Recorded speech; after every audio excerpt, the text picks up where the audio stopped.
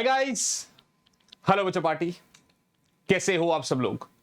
I hope सभी बच्चे काफी अच्छे होंगे। माय डियर स्टूडेंट्स, मैं विनोद कुमार बहल आप सभी बच्चों का हमारे इस सेशन में एक बार फिर से स्वागत करता हूं। वेलकम और welcome back to this channel. So yes बच्चा पार्टी, जैसे कि आपको पता है कि यार चैप्टर 1 का वन शॉट हमारा हो गया। उसके अंदर हमें गॉस थ्योरम, जो कि बहुत ज्यादा जरूरी है, अगर आप बोर्ड्स का पैटर्न उठा के देखते हो तो यहां से सीधा सीधा 5 मार्कर क्वेश्चन आ सकता है। राइट बच्चा party, this is very very and very important. So इसलिए मैंने सोचा कि यार इसके लिए एक नया अलग से लेक्चर लेके आते हैं। तो पहले हम इलेक्ट्रिक फ्लक्स का कॉन्सेप्ट पढ़ रहे होंगे और जैसे जैसे हम इलेक्ट्रिक फ्लक्स को कंप्लीट करेंगे फिर उसके बाद हम लोग गॉस थ्योरम कर रहे होंगे, ठीक है ना। तो बहुत ही प्यारा टॉपिक है यार ये। और सर कितना टाइम लगेगा, लगभग अगर देखा जाए तो ऑन एन एवरेज करीब करीब 1.25 घंटा से 1.5 घंटे के आसपास का ये लेक्चर रहने वाला है। तो बस आप लोगों को क्या करना है, कॉपी पेन उठाना है आपको और पूरा लेक्चर वन शॉट में कंप्लीट करना है। राइट बच्चा पार्टी, आगे बढ़ने से पहले आप सभी बच्चों को बता दूं कि हमारा Telegram channel physics on your tips, ठीक है ना, एक तो टेलीग्राम चैनल है फिजिक्स ऑन योर टिप्स, जरूर ज्वाइन कर लीजिएगा, ठीक है ना। और जैसे कि आपको पता है कि यहां पर सिर्फ और सिर्फ बोर्ड्स का कंटेंट मिल रहा है आपको, तो अगर कोई ऐसा बच्चा है जो ये कह रहा है कि सर मुझे प्रॉपर नीट और जेईई पढ़ना है, तो यार व्यान एकेडमी करके चैनल है बेटा, सर्च कर लेना, डिस्क्रिप्शन में लिंक भी दे दूंगा दोनों चीजों के, आप उसको जरूर ज्वाइन कर लेना।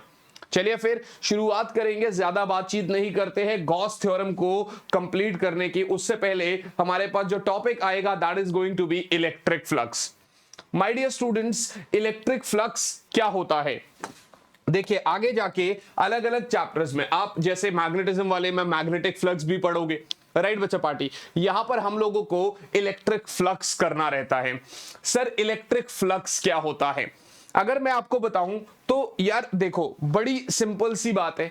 कोई भी फॉर एन एग्जांपल ये एक सरफेस है, ध्यान से देखना, ये एक सरफेस है, कोई भी सरफेस है, आप अपने घरों में जो आपका सामने गेट का डोर है वो समझ लीजिए, राइट। तो कोई भी ये एक सरफेस है। अब अगर आप बिल्कुल गौर से देखेंगे तो इस सरफेस में आपकी तरफ परपेंडिकुलर डायरेक्शन, देखिए सरफेस का परपेंडिकुलर, बात समझना, सरफेस का परपेंडिकुलर, ठीक है ना, ये लीजिए सरफेस का परपेंडिकुलर, और आपकी डायरेक्शन में आउटवर्ड नॉर्मल बोलते हैं इसको, इसका एरिया वेक्टर होता है। ध्यान से देखिएगा, 2-3 चीजें हैं जो हमें जाननी बहुत ज्यादा जरूरी है। एक तो आपने बोला सरफेस, ठीक है ना, एक तो आपने बोला सर सरफेस, ठीक है ना, सरफेस का कुछ एरिया होता है, बड़ा ऑब्वियस सी बात। एक होता है my dear students area vector, एक होता है बच्चा पार्टी एरिया वेक्टर। तो एक सरफेस हो गया, एक आपका एरिया वेक्टर हो गया। इसके बाद अब ये जो एरिया वेक्टर होता है ना, इसको हम लिखते हैं आउटवर्ड नॉर्मल। आउटवर्ड नॉर्मल, मैंने आउटवर्ड इसलिए वर्ड यूज करा कि भैया आपकी तरफ। अगर मैं एक एग्जाम्पल दे रहा हूं, समझना बात को, ये मेरे पास एक सरफेस है फॉर एन एग्जाम्पल, ठीक है ना, ये एक सरफेस है, एक शीट है, कुछ भी है, इसका कुछ एक एरिया तो होता है, लेकिन अगर मैं कहूं कि इसका एरिया वेक्टर क्या है तो आप कहेंगे सर नॉर्मल। देखिए अगर आप ऐसे में देखोगे ना, अगर आप ऐसे में देखोगे तो बाहर की तरफ को, लेकिन अब मैं बोर्ड में ऐसे बाहर की तरफ को कैसे दिखाऊंगा आपको, तो इसीलिए हम क्या करते हैं, हम इस डायरेक्शन में ऐसे दिखा देते हैं। राइट बच्चा party, so this is area vector, A cap लिख लो, एरिया वेक्टर लिख लो, एक ही बात है। क्या मेरी बात समझ में आ रही? तो मैंने कहा भैया ये एक शीट है, एक शीट है। अब सर्कल की बात कर लो, अगर आपको सर्कल की बात करने, देखिए ये एक आपका सर्कल है, ठीक है ना, ये एक सर्कल है, अगर ये कोई भी एक सर्कल बन रहा है तो ये है आपका एरिया वेक्टर आउटवर्ड नॉर्मल आपकी तरफ को। राइट बच्चा पार्टी, अगर मैं एक सर्कल बना देता हूं तो बाहर की तरफ को जो आपका होगा that will be area vector. तो फ्लक्स का मतलब क्या होता है, फ्लक्स का मतलब क्या होता है कि सर ये कोई भी सरफेस है, तो इस सरफेस के परपेंडिकुलर होता है एरिया वेक्टर। तो एरिया वेक्टर के अलोंग, या यूं कह दीजिए परपेंडिकुलर टू सरफेस, कितनी इलेक्ट्रिक फील्ड लाइंस पास हो रही है। अब ये बड़ा प्यारा कॉन्सेप्ट है, बहुत मजे आने वाले हैं इसमें, मैं बहुत अच्छे तरीके से क्वेश्चंस कराने वाला हूं, तुमको बहुत अच्छे से समझ में आएगा, एक एक चीज कराने वाला। तो यहां पर पहले लिखते हैं इसको, क्या बोलता है sir, the number of electric field lines, the number of electric field lines passing through a surface, the number of electric field lines passing through a surface. अब आप इसको नॉर्मली बोल दो, अब आप इसको नॉर्मली बोल दो, चाहे आप इसको परपेंडिकुलर बोल दो, आपकी मर्जी है। इसको हम लोग फाई से डिनोट करते हैं मेरे बच्चे, नीचे ई लगा लो, आपकी मर्जी है, क्योंकि आगे जाके मैग्नेटिक फ्लक्स भी होता है, नहीं भी लगाओगे, बहुत सारी किताबों में सिर्फ फाई लिखा होता है। So electric flux is what? The number of electric field lines passing through a surface normally, the number of electric field lines passing through a surface normally। बात समझ में आ रही है? जी सर, बिल्कुल अच्छे से समझ में आ रही है। तो अगर आपसे पूछेगा कोई फ्लक्स क्या होता है, तो आप सीधा कह देंगे जैसे ये एरिया वेक्टर है और मान लीजिए कि ये रही हमारी इलेक्ट्रिक फील्ड, मान लीजिए ये रही हमारी इलेक्ट्रिक फील्ड, राइट बच्चा पार्टी? तो आप क्या कह दोगे? एरिया वेक्टर के अलोंग कितनी फील्ड लाइन पास हुई है? तो आप कह देंगे सर E इंटू ए, आप कह देंगे सर E इंटू ए। तो फ्लक्स का यूनिट क्या होता है भैया? इसकी यूनिट की बात करेंगे तो क्या होगा? तो sir Newton metre square per coulomb, right बच्चा party? Newton metre square per coulomb, ये होता है फ्लक्स का यूनिट। इलेक्ट्रिक फ्लक्स का यूनिट क्या होता है भैया? Newton metre square per coulomb. बिल्कुल ठीक है सर, इसमें हमें कोई डाउट नहीं है, ये चीज हम इजीली कर सकते हैं। Got it guys? So this is the unit of electric flux। मैंने कहा बिल्कुल ठीक है यार, कोई प्रॉब्लम वाली बात ही नहीं है। ठीक है सर, कोई इश्यू वाली बात ही नहीं। अभी सर एक काम करते हैं, ऐसा करते हैं, ये सरफेस लेते हैं ऐसे करके, ये सरफेस लेते हैं बेटा, ऐसे करके ये सरफेस लेते हैं, और ये मेरा एरिया वेक्टर है, ठीक है ना? ये मेरा एरिया वेक्टर है, लेकिन मैं ये कह रहा हूं कि मेरी इलेक्ट्रिक फील्ड इस डायरेक्शन में है, ऐसे करके। मतलब एरिया वेक्टर और इलेक्ट्रिक फील्ड आपस में कुछ एंगल बना रहे हैं, ठीक है ना? कुछ थीटा एंगल बना रहे हैं। अब अगर कोई आपसे पूछेगा कि सर फ्लक्स क्या है, तो अब आप क्या करोगे? अब अगर कोई आपसे पूछेगा कि सर फ्लक्स क्या है, तो अब आप क्या कहोगे? आपका डेफिनेशन क्या था? The number of electric field lines passing through a surface normally. मतलब एरिया वेक्टर के अलोंग कितनी फील्ड लाइन पास हो रही है। तो आपको सबसे पहला कॉन्सेप्ट क्या करना पड़ेगा? इस इलेक्ट्रिक फील्ड का एक कंपोनेंट इस एरिया वेक्टर की डायरेक्शन में लेना पड़ेगा, which is basically E cos theta, which is basically E cos theta। तो अब आप कह देंगे कि sir flux is E A cos theta, right? E cos theta into A, बड़ा ऑब्वियस सी बात है। और आपको पता है A dot B is AB cos theta। तो इसका मतलब फ्लक्स को मैं लिख सकता हूं E डॉट A। क्या लिख सकता हूं? E dot A। तो अगर मैंने फ्लक्स को लिखा E डॉट ए, मतलब दो वेक्टर क्वांटिटी का डॉट प्रोडक्ट है, तो इसका मतलब ये एक स्केलर क्वांटिटी है। इसका मतलब ये कैसी क्वांटिटी है मेरे बच्चे? ये एक स्केलर क्वांटिटी है। तो कोई भी आपसे पूछेगा कि सर इलेक्ट्रिक फ्लक्स क्या होता है, आप कह देंगे sir the number of electric field lines passing through a surface normally, it is a scalar quantity, it is E dot A, और I can say E A cos theta and its unit is newton metre square per coulomb. यहां पर ये सारी कहानियों में भैया electric field कैसा है बेटा? यूनिफॉर्म है। इधर जो फील्ड आप देख पा रहे हो यूनिफॉर्म है, इधर जो फील्ड आप देख पा रहे हो यूनिफॉर्म है, ठीक है ना? यार एक्चुअली क्या होता है ना, इतने बड़े सरफेस के लिए यूजुअली फील्ड लाइन का यूनिफॉर्म होना बड़ा मुश्किल होता है। तो सवाल तो उठ सकता है ना कि सर अगर फील्ड लाइन नॉन यूनिफॉर्म होगा तब क्या करोगे? सर अगर फील्ड लाइन नॉन यूनिफॉर्म होगा तब क्या करते हैं? यहां तक तो आप नोट कर लेंगे शायद, स्क्रीनशॉट तो मेरे को लगता है नहीं लेना चाहिए। देखिए पढ़ाई करने का तरीका पता क्या होता है, मैं आपको 2-3 चीजें बताता हूं। Sorry guys, sorry. जब हम पढ़ाई करते हैं ना, तो उस टाइम पे सारी डिस्ट्रैक्शन, सब चीज बिल्कुल साइड रहनी चाहिए। और क्योंकि मैं खुद भी आपकी इस जोन से निकल चुका हूं, तो इस समय पे क्या होता है कि स्टार्टिंग में तो जोश रहता है, लेकिन धीरे धीरे ये जोश ठंडा पड़ जाता है, क्योंकि हमारे बैकलॉग्स इकट्ठे होने लग जाते हैं। आपने ये डायलॉग तो सुना ही है ना कि अगर किसी काम को करने के लिए आपके पास 3 महीने हैं तो वो 3 महीने में कंप्लीट होगा, 30 दिन है तो 30 दिन में, और 3 दिन है तो 3 दिन में भी वो काम कंप्लीट कर लेंगे। हमारे साथ भी तो होता है। हम असली जागते कब है? पेपर से 10-12 दिन पहले, हफ्ता पहले, और उसी टाइम पे आपको सब ये अग्री करते होंगे कि हमारी सबसे ज्यादा प्रोडक्टिविटी उसी टाइम पे होती है। ठीक है, आई एग्री दैट। लेकिन यार आप देखो, अगर आप स्टार्टिंग से सब चीज को बहुत धीरे धीरे धीरे धीरे धीरे कर रहे हो तो बाद में आपके ऊपर कोई प्रेशर नहीं आएगा।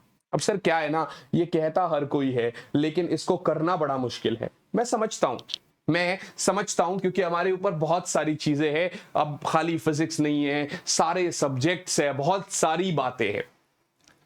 आपको पता है बूंद बूंद से घड़ा भरता है। मैं इसका एक ना जीता जागता एग्जाम्पल आपको देता हूं।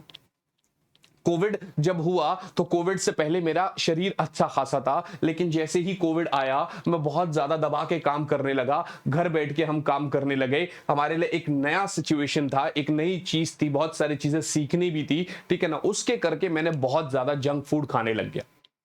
अब जब जंक फूड मैं खाने लग गया तो आप यकीन नहीं मानेंगे, मतलब ऐसा जंक फूड नहीं खा रहा था मैं। मतलब इट वाज लाइक कि जब भूख लग रही है तो 6 प्लेट गोलगप्पे एक साथ खा लिए, पेल दिए एक साथ। बिल्कुल खाना नहीं कहते उसको, पेलना कहते हैं। ठीक है ना। उसके बाद भाई साहब 2 घंटे बाद 2-3 बर्गर खा रहे हैं, 2 घंटे बाद पिज्जा खा रहे हैं, 2 घंटे बाद छोले भटूरे खा रहे हैं। मतलब पूरा दिन 2 साल तक मुझे याद नहीं है कि मैंने कभी घर का खाना खाया हो। और जब ऐसा हुआ तो भाई साहब पेट बहुत ज्यादा निकल गया मेरा। And it was like everybody was कि अब ये पेट कम नहीं हो पाएगा, अब ये तू कम कर ही नहीं पाएगा किसी भी हालत में। ठीक है ना। और एक हिसाब से मैं भी बड़ा डीमोटिवेट हो गया था क्योंकि स्टेप लेना जरूरी था। ठीक है ना। लास्ट ईयर जुलाई के महीने में हमने स्टेप लिया। सोचा तो जनवरी में था, करते करते जुलाई हो गया। लास्ट ईयर जुलाई के महीने में हमने स्टेप लिया। अभी साल कंप्लीट नहीं हुआ है। अच्छा, साल तक अगर लगातार मैं रहता ना तो आज मैं बहुत अच्छी शेप में रहता। लेकिन जुलाई से 2 महीना किया, फिर बीच में छोड़ दिया, फिर क्या कहते हैं जनवरी फेब 2 महीना किया, फिर बीच में छोड़ दिया, और अब दोबारा से 10 दिन पहले कंटिन्यू करा। तो पिछले 11 महीने में भले ही सिर्फ 3-3.5 महीने खुद पे काम किया, लेकिन उन 3-3.5 महीने में 50% रिजल्ट मिल चुका है ना। तो कोई चीज को जब आप शिद्दत के साथ बिल्कुल मन से करना शुरू करते हो ना तो वो चीज आपको मिलती ही मिलती है। ये मेरी गारंटी है, चाहे कुछ आप लगा लो। तो आपको क्या करना है, मैं वीडियो लेकर आऊंगा। हम सारे लोग एक 30 डेज का चैलेंज लेते हैं। मैं, आप सब, हम जितने भी बच्चे हैं एक 30 डेज का चैलेंज लेते हैं और उन 30 डेज के कुछ नियम बना लेते हैं कि भैया ऐसा ऐसा। पहला चैप्टर आपका कंप्लीट होने ही वाला है, हो गया एक हिसाब से। ठीक है ना। आप 30 डेज तक एक नियम लेते हैं। मेरे लिए बहुत डिफिकल्ट होने वाला है ये नियम। ठीक है ना। मेरे लिए क्या नियम है कि मेरे 2 चैनल्स है, तो एक हिसाब से मैं 30 डेज में 30 वीडियोस पोस्ट करने वाला हूं। बहुत मुश्किल है मेरे लिए, but I will do it. कब से स्टार्ट करेंगे इसके लिए एक अलग से सेपरेट वीडियो बनाते हैं। ठीक है ना। आपकी प्रोडक्टिविटी जो है ना वो मेरे लिए बहुत जरूरी है। उसके लिए मुझे जितना भी तपना पड़े ना मैं तपूं। चलिए आगे बढ़ते हैं। सॉरी फॉर योर टाइम, है ना। आपका टाइम मैंने ले लिया काफी, बट आपने ये चीज कर लिया है ना। इलेक्ट्रिक फ्लक्स का ये कॉन्सेप्ट आप कर चुके हैं मेरे साथ। ठीक है ना। अब मैंने कहा यार फील्ड लाइन अगर नॉन यूनिफॉर्म है तब हम क्या करेंगे।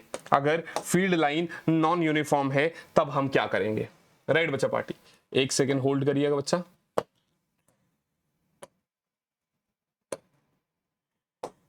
एक सेकेंड होल्ड करिएगा।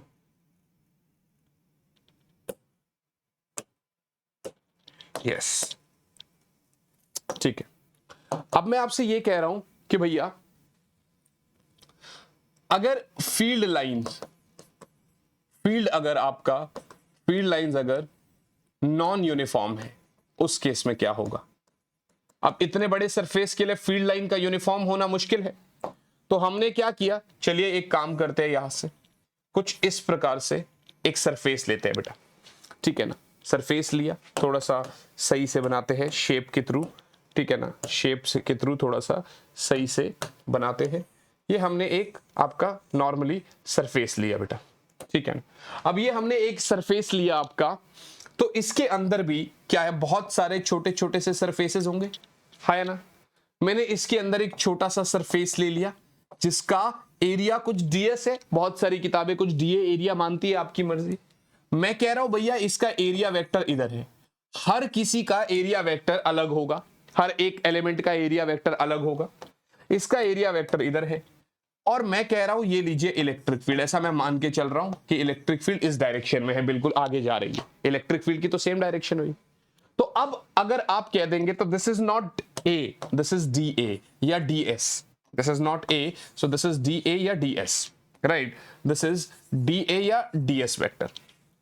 अब अगर आप ध्यान से देखेंगे ना बच्चे, अब अगर आप बिल्कुल गौर से देखेंगे तो यहां पर जो आप फ्लक्स लिखेंगे वो लिखेंगे डी फाई, स्मॉल फ्लक्स होगा छोटे एलिमेंट की वजह से, ई क्योंकि इस डायरेक्शन में एक एलिमेंट तोड़ना पड़ेगा, E cos theta, so this is E D S cos theta, right बच्चे।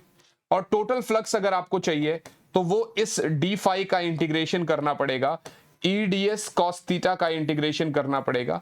आप सभी को पता है कि A B cos theta is A dot B, so this is E dot D S. तो यदि आपका फील्ड लाइन नॉन यूनिफॉर्म है तो पहले एक छोटे से एलिमेंट की वजह से निकालेंगे, फिर उसका इंटीग्रेट मारेंगे, फिर हमारा फील्ड लाइन निकलेगा। एक और चीज है, वो कह रहा है sir if surface is closed, if surface is closed, अगर क्लोज्ड सरफेस की बात हो रही है मेरे बच्चे, तो उस केस में भैया इलेक्ट्रिक फ्लक्स, ये सरफेस क्लोज्ड हो जाएगा, बीच में एक गोला लग जाएगा, ई डॉट डी एस, बीच में क्या लग जाएगा मेरे बच्चे, बीच में एक गोला लग जाएगा। अगर सरफेस इज क्लोज्ड तो बीच में एक गोला लग जाएगा, दैट्स इट। क्या मेरी बात समझ में आ रही है? सो field line is non uniform, तो क्या हो गया, सरफेस क्लोज्ड है, तब आप क्या करोगे, ये आपके सामने है। मेरे हिसाब से तो ये कॉन्सेप्ट आपको क्लियर हो गया। सर क्योंकि फ्लक्स के ऊपर बहुत सारे क्वेश्चंस आते हैं, ठीक है ना, तो मैं आपको बहुत सारी चीजें कराने वाला हूं, जरा ध्यान से देखिएगा, और मैं इसको थोड़ा सा एडवांस लेवल पे लेके जाएंगे, मतलब ऐसे क्वेश्चंस करेंगे कि अगर इसके बाद आप मॉड्यूल भी लगाओगे ना तो आपसे लग जाएगा। हम क्या मानते हैं, ये एक चार्ज पार्टिकल लेते हैं बेटा, ठीक है ना, और इससे हम क्या कर रहे हैं, इलेक्ट्रिक फील्ड लाइंस ऐसे निकलेंगी, बड़ा ऑब्वियस सी बात है, ये चीज हमें पता ही है, इसमें कोई डाउट नहीं है, ठीक है, इसमें कोई डाउट नहीं है, राइट बच्चा पार्टी। फॉर एन एग्जाम्पल अब क्या होता है ना, यहां पर मैंने एक सरफेस बनाया ऐसे करके, क्लोज सरफेस, बात समझना, यहां पर मैंने एक क्लोज्ड सरफेस बनाया, ठीक है। ये एक अलग बात हो जाती है जिसको अभी हम आगे जाके गॉस थ्योरम में पढ़ने वाले हैं, इसलिए पहले यहां पर बता रहा हूं क्योंकि अक्सर बच्चा कंफ्यूज हो जाता है, दो चीजों को सेम तरीके से ले जाता है। और एक ये चीज है मेरे बच्चे, एक ये चीज है मेरे बच्चे, ये ध्यान से देखना, ये यूनिफॉर्म इलेक्ट्रिक फील्ड है बेटा, इसके अंदर मैंने एक ऐसा क्लोज सरफेस रखा, इसके अंदर मैंने एक क्लोज सरफेस रखा, है ना। अगर कोई आपसे पूछे कि sir flux this across this closed surface कितना होगा, आप क्या जवाब देंगे, बताइए सर, आप क्या जवाब देंगे। मान लेते हैं क्यू चार्ज भी है, मान लेते हैं क्यू चार्ज भी है, ठीक है।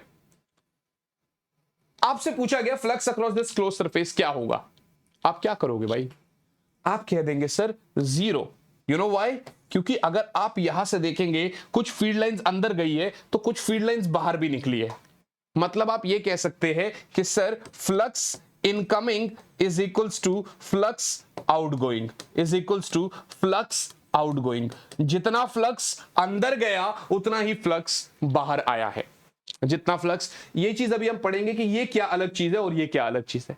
तो आज के बाद एक चीज आपको हमेशा याद रहनी चाहिए कि कभी भी अगर कोई क्लोज्ड सरफेस मैंने electric field, uniform electric field में रखा है, तो इनकमिंग फ्लक्स जो होगा वो आउटगोइंग फ्लक्स के बराबर होगा। क्या मेरी बात समझ में आ गई? अब यहीं पर एक छोटा सा क्वेश्चन करते हैं मेरे बच्चे, आपको बताना है इसका आंसर क्या होगा, जरा ध्यान से देखिएगा, जरा ध्यान से देखिएगा।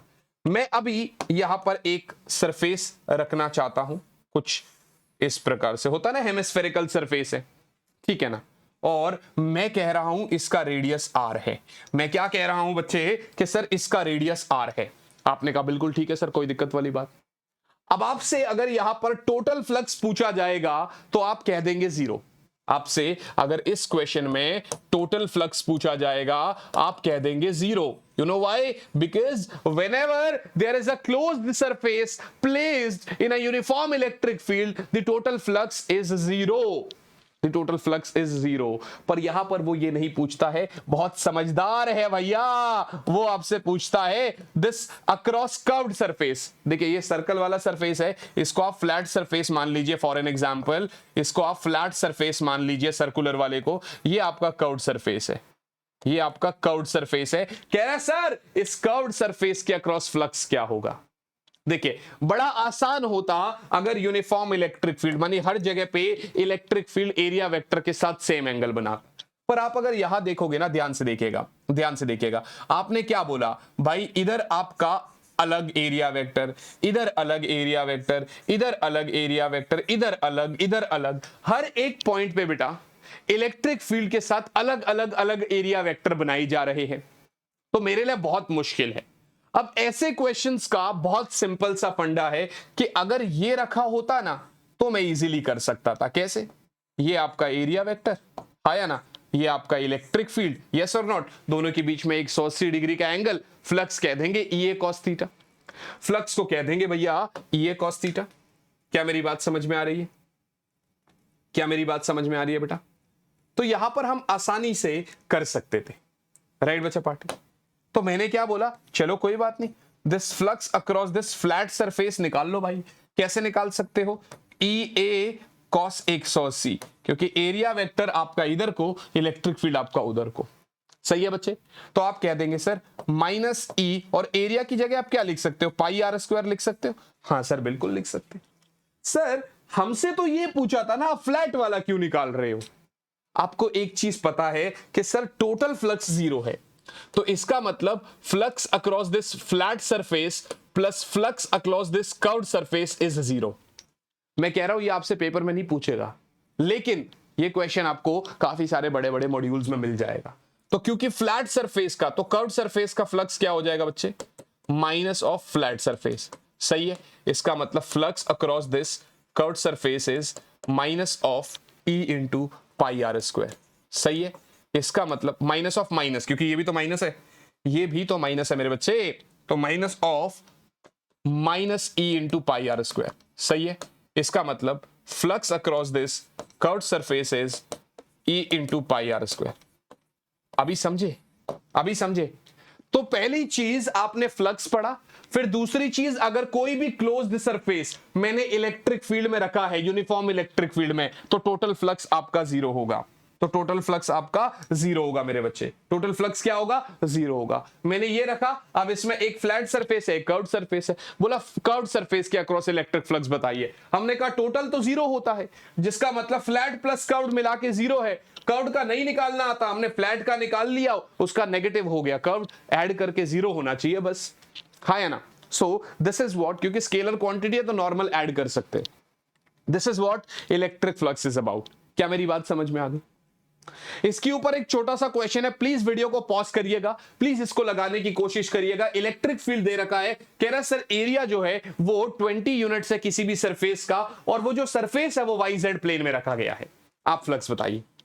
अब ऐसे क्वेश्चंस को कैसे करते हैं मेरी बात समझना। पहले आप पॉज करके लगाएंगे, कमेंट में अपना आंसर देंगे, आपका आंसर क्या आया है। लास्ट वीडियो में भी सिर्फ 1-2 बच्चे ही ऐसे थे जो कमेंट में अपना आंसर दे रहे थे, बाकी सब बच्चे भी लाइक अरे ठीक है ना, छोड़ दो ना, क्या फर्क पड़ता है। भाई फर्क पड़ता है, एक एक कॉमेंट देखता हूं, उससे से तुम्हारी प्रिपरेशन होगी। बोर्ड एग्जाम्स में जब तुम्हारे 100 में से 100 आएंगे ना, तो फिर उसके बाद याद रहेगा हाँ ये बच्चा यार पूरे साल पढ़ रहा था, पूरे साल इसने मेहनत करी है।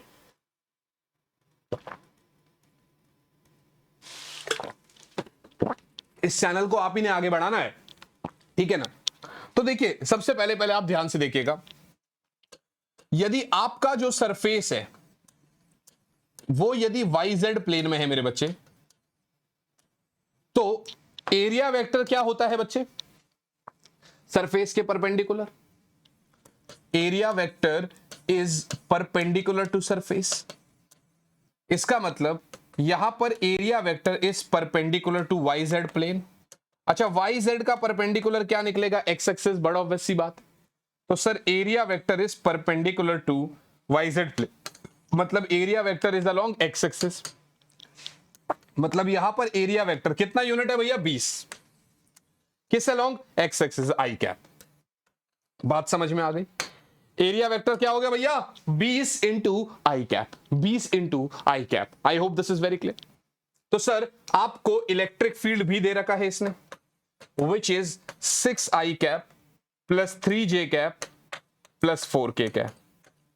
तो अब आपको फ्लक्स चाहिए, so now flux is E dot A, flux is E dot A, और I can say 6i cap plus 3j cap plus 4k cap dot area vector is 20i cap. अब i डॉट i 1 हो जाता है तो 620 जा 120, सो 120 unit आपका answer है। 120 unit आपका आंसर है। अगर ऊपर उसने यूनिट्स नहीं दे रखे हैं तो आप खुद से ही Newton metre square per coulomb मत लिख देना, गलत हो जाएगा। तो यहां से आपको मिल गया कि सर मेरा जो फ्लक्स है वो 120 यूनिट आ रहा है। सर मेरा जो फ्लक्स है वो कितना आ रहा है, वो 120 यूनिट आ रहा है। And I hope this is very very clear to you all. मेरे हिसाब से ये फ्लक्स वाला कॉन्सेप्ट क्लियर है आपको। ठीक है बच्चा पार्टी, इसमें तो कोई डाउट नहीं है जी सर। अब क्योंकि फ्लक्स वाला ये कॉन्सेप्ट कर लिया तो इसने क्या पूछा, how does the electric flux due to a point charge enclosed by a spherical Gaussian surface get affected when its radius is increased. इस क्वेश्चन को करने के लिए पहले हमें गॉस थ्योरम को पढ़ना बहुत जरूरी है। गॉस भाई साहब ने क्या बोला, इन्होंने कहा सर पहला कॉन्सेप्ट इनका है कि कोई भी क्लोज्ड सरफेस अगर होगा, पहली बात इनकी बात है कि भैया मैंडेटरी है, क्लोज्ड सरफेस होना जरूरी है, एनी क्लोज्ड सरफेस, ठीक है ना, कोई भी, उसके अक्रॉस जो फ्लक्स होगा उसके लिए इसने एक फॉर्मूला दे दिया। This theorem states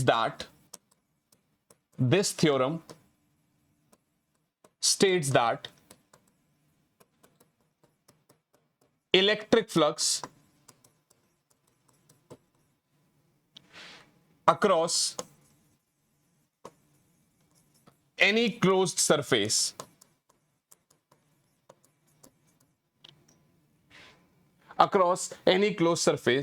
is equals to 1 by epsilon naught the total charge enclosing the surface, the total charge enclosing the surface। समझना बात को, the total charge enclosing the surface. ध्यान से देखिएगा बच्चे, वो कह रहा है सर E डॉट ds का फ्लक्स हो गया क्लोज सरफेस के, it is Q enclosed by epsilon not. इसके कहने का मतलब है कि अगर कोई भी एक सरफेस है उसके अंदर अगर Q चार्ज रखा हुआ है तो अब जो फ्लक्स होगा, जो E डॉट ds होगा, वो Q enclosed by epsilon not होगा। याद रखना क्वेश्चन आता भी है, एनसीईआरटी एग्जाम्पलर में ये आया है और पीवाईक्यूज तक में ये क्वेश्चन पूछा गया है, चाहे जेई नीट की पीवाईक्यूज की भी अगर आप बात कर लोगे। यहां पर electric field is due to all other charges, electric field is due to all charges, electric field is due to all charges, electric field सभी चार्जेस की वजह से, राइट बच्चा पार्टी, चाहे चार्जेस अंदर हो बाहर हो कोई भी हो। बट ये जो क्यू एनक्लोज्ड है मतलब ये तो आपको समझ में आ गया कि उस सरफेस के अंदर का चार्ज होना चाहिए। तो गॉस ने क्या बोला, कोई भी एक क्लोज सरफेस होगा उसके अंदर टोटल चार्ज कुछ होगा तो उस सरफेस के अक्रॉस जो फ्लक्स निकाला जाएगा which is E dot ds that is Q upon epsilon not के फॉर्मूले से। बहुत कुछ करने वाले हैं यहां पर, बहुत मजे आने वाले, लेकिन उससे पहले एक नया कॉन्सेप्ट पढ़ना पड़ेगा, दैट इज गॉसियन सरफेस। अब आप इसको चाहे आई ले लो चाहे ई ले लो, एक ही बात है, हमें गॉस लिखने से मतलब है। तो गॉसियन सरफेस क्या बोलता है, ये एक इमेजिनरी सरफेस है बेटा। जरा ध्यान से देखिएगा, यदि कोई ऐसा सरफेस मैं बना लूं जिसमें हर एक पॉइंट पर इलेक्ट्रिक फील्ड और एरिया वेक्टर के साथ अलग अलग एंगल बन रहा है, चीजें बड़ी कॉम्प्लिकेटेड हो जाएगी। तो हमें एक ऐसा सिमेट्रिकल सरफेस चाहिए जहां पर हर एक पॉइंट पर इलेक्ट्रिक फील्ड कांस्टेंट रहे, ठीक है ना। तो हमने कहा भाई फिर ऐसे सरफेस को तो इमेजिन करना पड़ेगा, तो उसी इमेजिनरी सरफेस को गॉसियन सरफेस बोलते हैं, ठीक है ना। एनी इमेजिनरी सरफेस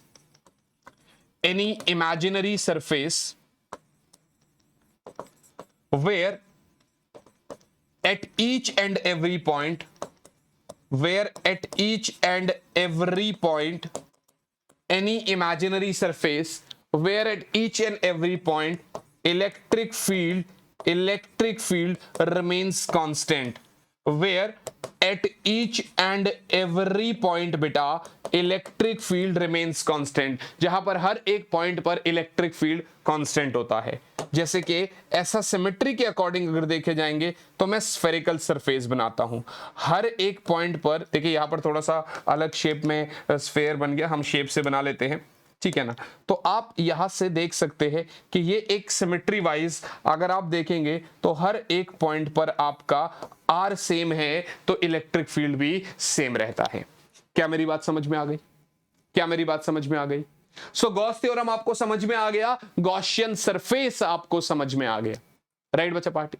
अलग अलग तरीके के गॉसियन सरफेस होते हैं सिमेट्री वाइज, हम आगे जाके पढ़ेंगे, जैसे हमने स्फेयर पढ़ा, फिर ऐसी सिलेंडर भी होता है, ठीक है ना। तो वो सब चीजें हमें यहां पर गॉस थ्योरम के अंदर पढ़नी रहती है।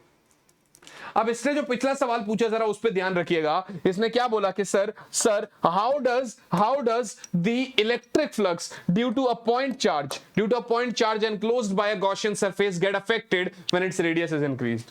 बोला सर ऐसा है, पहले ऐसा चार्ज रखा हुआ था, ये सरफेस है फॉर एन एग्जांपल, एक एग्जांपल के तौर पे बोल रहा है।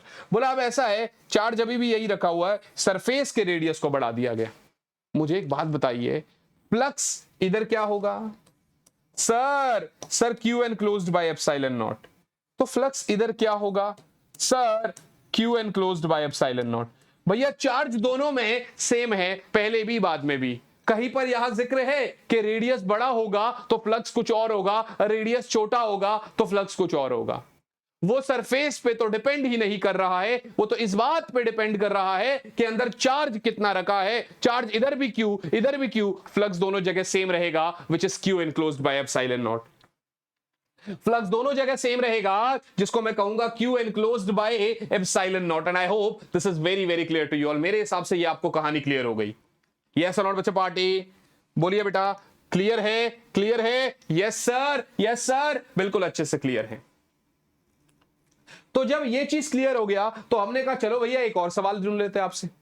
सवाल क्या बोल रहा है? कह रहा सर दो होलो कॉन्सेंट्रिक स्फेयर्स है, एक S1 और एक S2। ध्यान से देखिएगा। बोला सर एक तो S1 है, हमने कहा ठीक है।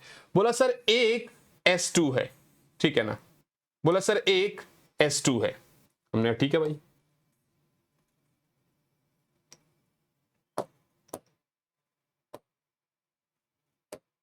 बोला सर एक S2 है, मैं ठीक है भाई, कोई बात नहीं, कॉन्सेंट्रिक है, ठीक है जी।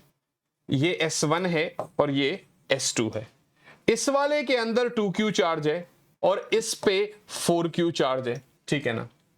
मतलब S1 वाले सरफेस के अंदर 2Q चार्ज और S2 वाले के अंदर ये यहां पर इस वाले सरफेस में 4Q चार्ज है, S2। क्वेश्चन क्या बोलता है? Find out the ratio of electric flux through them.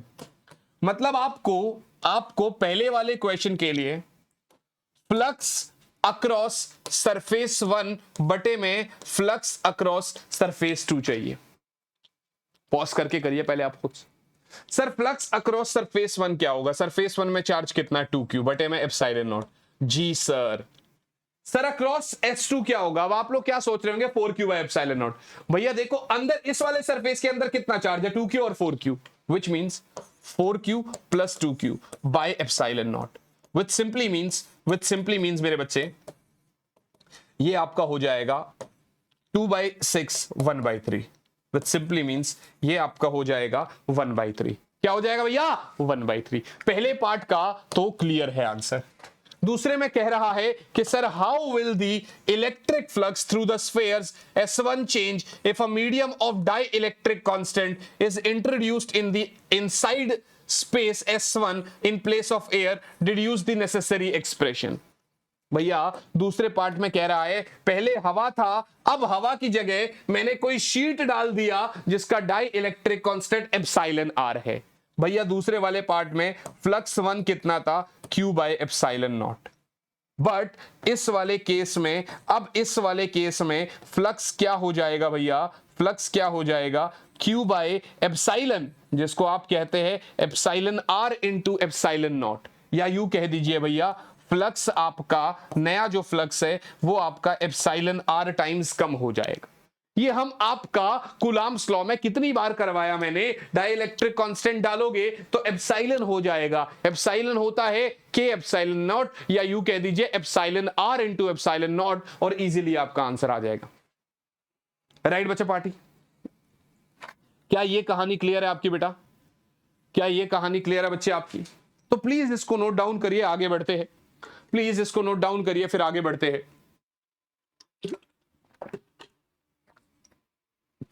ये एक बहुत प्यारा क्वेश्चन है आप, ये एक बहुत प्यारा क्वेश्चन है, लेकिन इस क्वेश्चन को कराने से पहले मैं एक क्वेश्चन जो कि एचसीवी में पूछा गया, एचसी वर्मा भैया ने, एचसी वर्मा सर ने जो अपनी किताब में क्वेश्चन पूछा है उसकी बात करते हैं जरा। इन्होंने हमसे क्या क्वेश्चन पूछा कि भैया ऐसा है, हम ना आपको एक क्यूब देते हैं। हमने दीजिए भैया, हम तो बहुत खुश है, आप दीजिए, आप तो बस हमें कुछ भी दे दीजिए, ठीक है। इन्होंने हमें एक क्यूब दे दिया, ठीक है ना, सही है भैया? हाँ सर। बोले ऐसा है, देखिए इसको आप x मान लीजिए, इसको आप y मान लीजिए, ठीक है। हमने ठीक है, कोई बात नहीं। बोले इसका साइड a है, हमने ये भी ठीक है। अब आप इसको यदि ओरिजिन मान रहे हैं तो ये क्या हो जाएगा, a 0 0 हो जाएगा, हाँ या ना? क्या मैं सही कह रहा हूं? हाँ सर बिल्कुल ठीक है। क्वेश्चन में क्या कह रहे हैं कि सर मेरी जो इलेक्ट्रिक फील्ड है ना वो आपकी ई नॉट एक्स बटा एल आई कैप है। क्वेश्चन में कह रहे हैं सर मेरी जो इलेक्ट्रिक फील्ड है ना वो ई नॉट एक्स बटा एल आई कैप है। इसका मतलब क्या है कि इलेक्ट्रिक फील्ड जो है वो x के साथ साथ वेरी कर रही है। माने यदि x 0 है तो उस पॉइंट पे इलेक्ट्रिक फील्ड 0 है, जैसे जैसे x बढ़ता जा रहा है वैसे वैसे इलेक्ट्रिक फील्ड बढ़ता जा रहा है, लेकिन डायरेक्शन दे रहा है आई कैप, मतलब उस इलेक्ट्रिक फील्ड की डायरेक्शन x एक्सिस के अलोंग है। सही है। जहां पर इसने बोला कि सर ई नॉट जो है वो 2 into 10 raise to the power 4 newton पर कुलाम्ब है।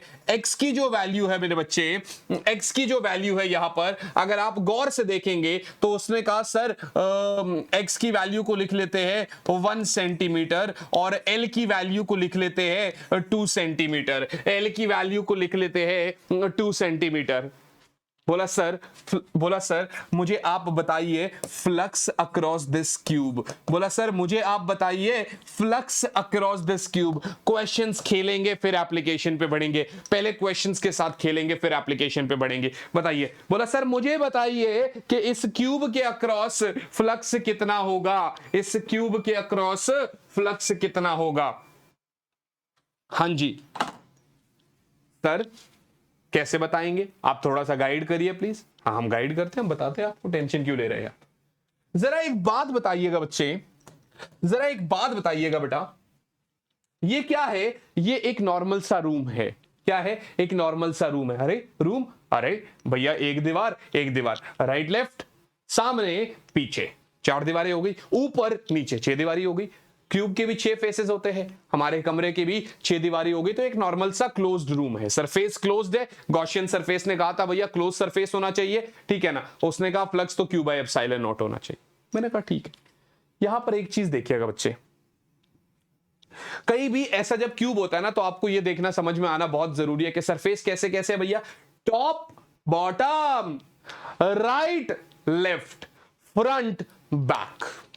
जरा यहां ध्यान से देखिएगा, अगर मैं इस सरफेस को टॉप मान के चल रहा हूं बेटा, जो कि टॉप है, बड़ा ऑब्वियस सी बात है, तो इसका एरिया वेक्टर क्या होगा, ऐसे, बड़ा ऑब्वियस सी बात है यार। बॉटम वाले सरफेस का एरिया वेक्टर नीचे की तरफ को, टॉप वाले सरफेस का एरिया वेक्टर ऊपर की तरफ को। ये कोई सरफेस है तो एरिया वेक्टर आउटवर्ड नॉर्मल होता है ना भैया, तो ये सरफेस अगर टॉप है तो एरिया वेक्टर ऊपर की तरफ होगा नहीं होगा, बॉटम है तो नीचे की तरफ होगा नहीं होगा भैया। बिल्कुल सर, बिल्कुल सर, आप बिल्कुल सही कह रहे हैं। तो इसका मतलब कि अगर आप देखेंगे तो ये एरिया वेक्टर और ये इलेक्ट्रिक फील्ड आपको पता है कि वो आई एक्स मतलब आई कैप एक्स एक्सिस के अलोंग ही है, तो सर टॉप और एक्स एक्सिस आपस में कितना एंगल बना रहे हैं, 90 डिग्री। तो यदि फ्लक्स अक्रॉस टॉप लिख लेंगे तो क्या लिख लेंगे, ई ए कॉस 90 विच इज 0। उसी प्रकार से अगर आप बॉटम की बात करेंगे तो भी आपका 0 हो जाएगा, तो भी आपका 0 हो जाएगा। हाँ सर टॉप बॉटम तो 0 हो गया सर, आपकी बात सही है सर, एक बात बताइए, फ्रंट बोले तो नॉर्थ, फ्रंट बोले तो नॉर्थ, मानिए वाई कैप, मतलब Y axis, Y axis X axis के साथ 90 डिग्री बनाता है कि नहीं बनाता है? सर फ्रंट वाला भी जीरो हो गया सर, ऐसे तो सर, ऐसे तो फ्रंट वाला भी जीरो हो गया। हाँ बिल्कुल हो गया सर। सर अगर फ्रंट वाला जीरो है तो ऐसे तो सर बैक वाला भी जीरो नहीं हो जाएगा? बिल्कुल हो जाएगा यार, क्यों नहीं जीरो हो जाएगा? सही है, उसको भी लिख लो, ई ए कॉस 90 डिग्री। ठीक है, बचा कौन सा, राइट और लेफ्ट? बचा कौन सा, राइट और लेफ्ट? कौन सा बचा? ये वाला, ये राइट वाला और लेफ्ट वाला, ये राइट वाला और ये लेफ्ट वाला। बात समझ में आ रही है? ये राइट वाला और लेफ्ट वाला। अब पहले लेफ्ट की बात करते हैं। Flux across this left surface क्या हो जाएगा? ई ए कॉस 180 डिग्री, आया ना? अरे भैया ये रहा आपका इलेक्ट्रिक फील्ड, भैया ई रहा आपका इलेक्ट्रिक फील्ड, ई रहा आपका एरिया वेक्टर बाहर की तरफ को, दोनों के बीच में 180 डिग्री एंगल बनेगा नहीं बनेगा? सर बनेगा। तो ई ए कॉस 180 हो गया ना मेरे भाई? हाँ सर। लेकिन इलेक्ट्रिक फील्ड तो आप पे एक्स पे डिपेंड कर रहा है, और क्योंकि लेफ्ट वाले फेस के लिए तो एक्स जीरो है भैया, ओरिजिन पे रखा है, बिकॉज एक्स इज जीरो तो इलेक्ट्रिक फील्ड इज जीरो, तो फ्लक्स इज जीरो, आया ना? मानी लेफ्ट के अक्रॉस भी जीरो हो गया। बचा कौन सा? राइट वाला। बचा कौन सा बच्चे? राइट वाला। तो राइट वाले के अक्रॉस क्या करेंगे हम? आप कह देंगे सर ये लीजिए इलेक्ट्रिक फील्ड और यहीं पर है एरिया वेक्टर, आया ना? हाँ सर। तो ई ए कॉस जीरो बोले तो ई नॉट एक्स बटा एल इंटू एरिया क्या होगा इसका, इस फेस का? ए स्क्वायर, भैया स्क्वायर फेस है, क्यूब था इसलिए, और कॉस जीरो तो 1 ही होगी। अब क्योंकि राइट के लिए एक्स कितना है, फॉर राइट फेस एक्स कितना है बच्चा? ए के बराबर, ये लीजिए कितना है? ए के बराबर।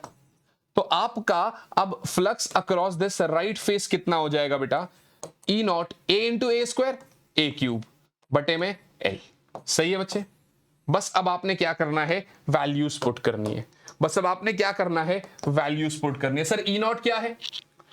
2 into 10 raise to the power 4। Sir A cube बोले तो भैया 0.01 इंटू 0.01 इंटू 0.01, 1 सेंटीमीटर था ना इसलिए, और ये 2 सेंटीमीटर था, 0.02। सही है, कोई प्रॉब्लम वाली बात तो नहीं है जी? नहीं सर। तो अगर आप ध्यान से देखेंगे तो ये आपका 2 0 से 2 0 कट जाएगा, ये 2 0 से ये 4 0 कट जाएगा, 2 से 2 कट जाएगा, आंसर आ जाएगा 1 Newton metre square per coulomb. बोलिए बच्चा, बात समझ में आई कि नहीं आई? तो इस तरीके का क्वेश्चन एचसीवी में दिया है, जेई और नीट के पीवाई क्यूज में इस तरीके का क्वेश्चन पूछा गया है। तो बताइए क्या इसमें कुछ टफ था? आपने क्या देखा? Bottom electric field zero, top electric field zero, front electric field zero, right का इलेक्ट्रिक फील्ड के साथ 90 मतलब 90 डिग्री एंगल, तो इलेक्ट्रिक फ्लक्स जीरो। राइट वाला जो है मतलब सिर्फ देखिए टॉप बॉटम खत्म हो गया, फ्रंट बैक खत्म हो गया। लेफ्ट क्यों खत्म हो गया? क्योंकि उसके लिए एक्स जीरो है। राइट क्यों नहीं खत्म हुआ? क्योंकि उसके लिए एक्स ए है। एक तो ये क्वेश्चन है, इसको नोट करो। अब सर ऐसा कोई क्वेश्चन नहीं है क्या जिसमें लेफ्ट का भी योगदान हो, जिसमें आप बता दें कि लेफ्ट भी कुछ आ रहा है? बिल्कुल आएगा, क्यों नहीं आएगा यार?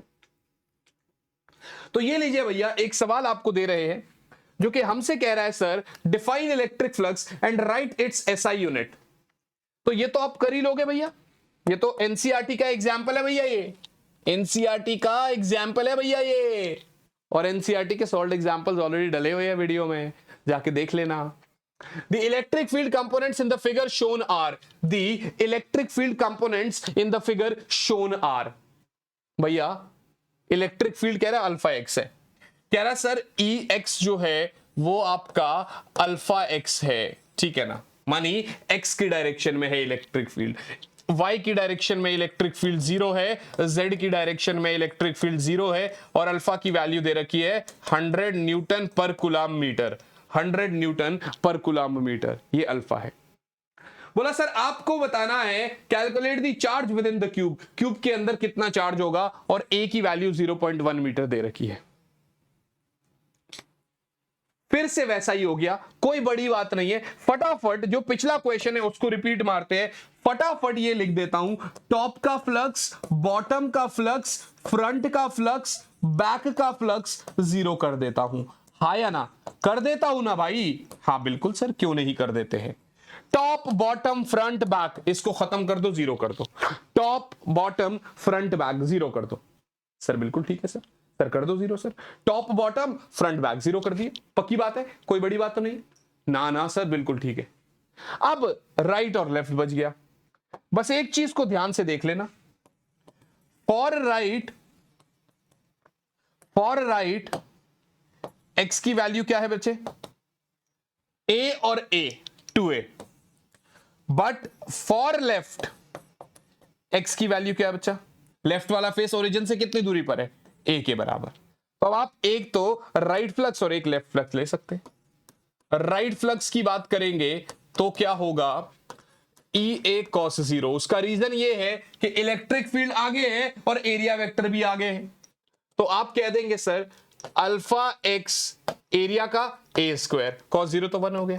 अच्छा एक्स कितना है? 2a है, तो alpha 2a into A square, ये हो गया 2 अल्फा ए क्यूब। ये आपका फ्लक्स राइट हो गया। सही है बच्चे? This is 2 alpha A cube, 2 alpha A cube. अब आप अगर लेफ्ट फ्लक्स की बात करेंगे मेरे बच्चे तो क्या हो जाएगा? ई ए कॉस 180। भैया electric field right, area vector पीछे, तो ये हो जाएगा माइनस ई की जगह अल्फा एक्स और एरिया की जगह तो ए स्क्वायर, ठीक है ना, क्योंकि कॉस 180 माइनस 1 है। तो माइनस अल्फा एक्स क्या है? ए, तो A into A square is A cube. तो आपका लेफ्ट फ्लक्स हो गया माइनस अल्फा ए क्यू। तो आपका टोटल फ्लक्स क्या हो गया मेरे बच्चे? टोटल फ्लक्स क्या हो गया? राइट वाला प्लस लेफ्ट वाला, बाकी सब तो वैसे भी जीरो है, तो मतलब 2 अल्फा ए क्यूब प्लस में माइनस, तो माइनस अल्फा ए क्यूब। बोला तो ये आ गया अल्फा ए क्यूब। सही है। अल्फा की वैल्यू 100, ए क्यूब की वैल्यू 0.1 इंटू 0.1 इंटू 0.1, 2 पॉइंट से ये हट जाएगा, आपको फ्लक्स मिला 0.1 Newton metre square per coulomb. पर आपसे फ्लक्स नहीं पूछा उसने, आपसे charge with in the cube पूछ रहा है। तो फ्लक्स होता है, तो चार्ज की value of flux into epsilon naught नहीं लिख दोगे? अरे भैया flux is Q by epsilon naught, तो एप्सिलॉन नॉट मल्टीप्लाई मारो, तो चार्ज हो गया बेटे 0.1 into 8.85 into 10 raise to the power -12, या यूं कह दीजिए 8.85 into 10 raise to the power -13 coulomb, या फिर यूं कह दीजिए भैया 0.885 पीको कूलम, मर्जी आपकी, आप कुछ भी लिख दो। राइट बच्चा पार्टी, कोई प्रॉब्लम वाली बात तो नहीं है।